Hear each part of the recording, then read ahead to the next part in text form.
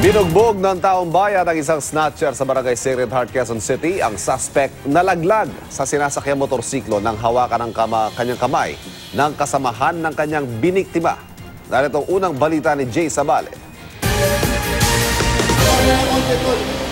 Mga bukol sa mukha at mga pasa sa iba't ibang bahagi ng katawan ng inabot ng isa umanong snatcher matapos kuyugin ng taong bayan sa harap ng isang bilyaran sa Tomas Morato sa barangay Sacred Heart sa Quezon City kahapon ng madaling araw.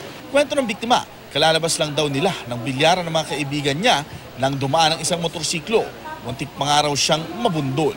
Nag-sorry po siya, then bigla niya po kinuha yung phone ko. Mabuting nahawakan daw ang suspect ng mga kaibigan niya kaya naiwan ang motorsiklo. Ginawa po ng friend ko, hinatak po siya. Yung dalawa ko pong friend. So nalaglag po siya sa motor.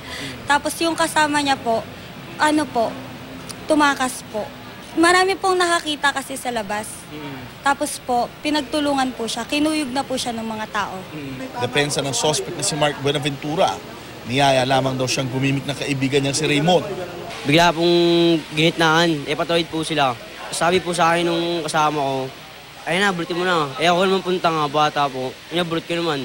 Pag ablot ko po, hindi naman nakuha po. Hindi ko naman po nakuha. Nakatak po yung kamay ko. Sabi yun na po, nalaglag po ako sa motor ko.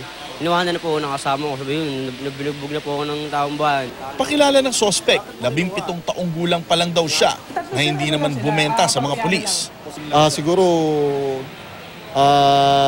modus din nila yan na gustong makaiwas sa demanda.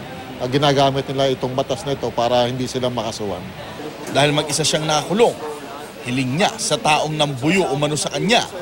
Sana mahuli siya, sir. Di lang ako, sir. Mararanasan niya rin naranasan ko rito, sir. Ito ang unang balita sa Quezon City. Jay Sabale, report.